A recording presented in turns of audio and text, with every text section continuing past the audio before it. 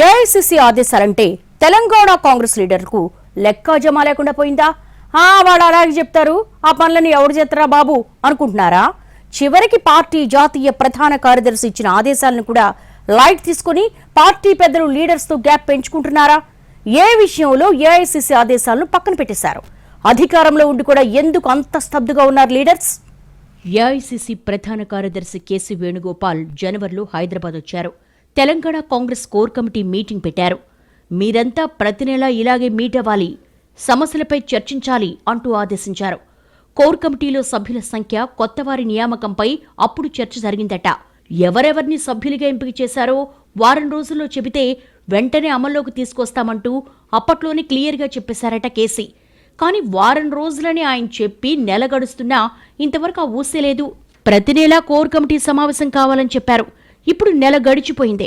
అటు కొత్త సభ్యుల నియామకం జరగలేదు, ఇటు మీటింగు జరగలేదు.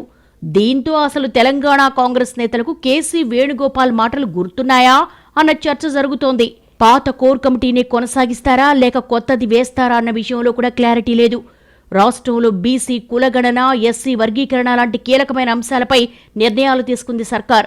వీటిపై పార్టీ వ్యూహమేంటి, జనంలోకి ఎలా తీసుకెళ్లాలి, ప్రత్యర్థుల విమర్శలకు కౌంటర్ చేయడం ఎట్లా, ఇలాంటి సమాధానం లేని ప్రశ్నలు చాలానే ఉన్నాయి.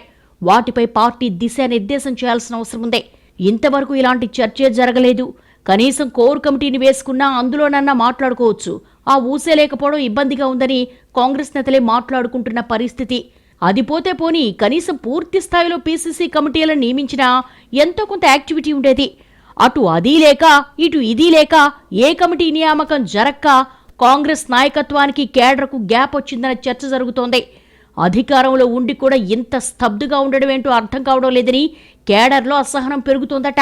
ఏఐసీసీ నేతలు ఇచ్చిన ఆదేశాలకు ఇక్కడ దిక్కులేదా అని ప్రశ్నించే వాళ్ల సంఖ్య సైతం పెరుగుతోందట కాంగ్రెస్లో. పార్టీ ముఖ్యులు దీనిపై ఎప్పటికి స్పందిస్తారో మరి చూడాలి.